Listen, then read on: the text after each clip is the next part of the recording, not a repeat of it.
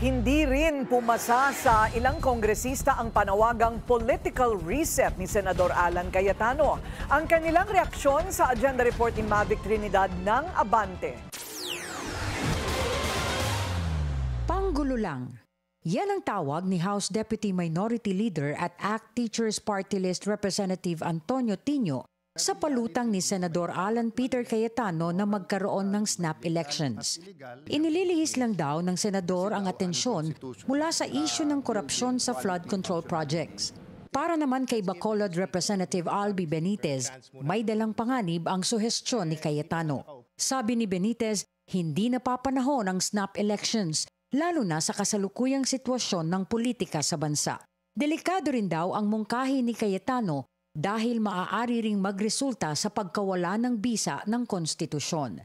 Para naman kay Akbayan Party List Representative Percy Sendanya, ito panawagan para sa snap election. Sa tingin ko dito medyo tone deaf. Ang panawagan ng taong bayan ay accountability, panagutin yung mga nagnakaw sa kaban ng bayan, hindi eleksyon ang sagot dito. Wala ring nakikitang dahilan si Akbayan Party List Representative Shell Jokno para mag-snap elections. Bakit natin gagawin yun? Kita nyo naman dito sa Kongreso, tuloy-tuloy ang trabaho ng lahat ng mga mambabatas. At malapit na rin natin na matatapos ang budget season. Kaya wala kami nakikitang dahilan kung bakit natin gagawin yan.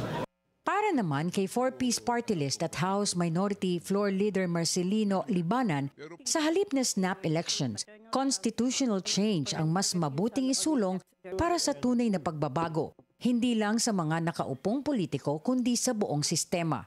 Sa ngayon may pending bill na sa Kamara na nananawagan ng Constitutional Convention o CONCON. Si dating Taguig Mayor Lino Cayetano sang-ayon sa panawagan ng kanyang kapatid na magbitiw sa pwesto ang lahat ng mga opisyal ng gobyerno at magsagawa ng snap elections.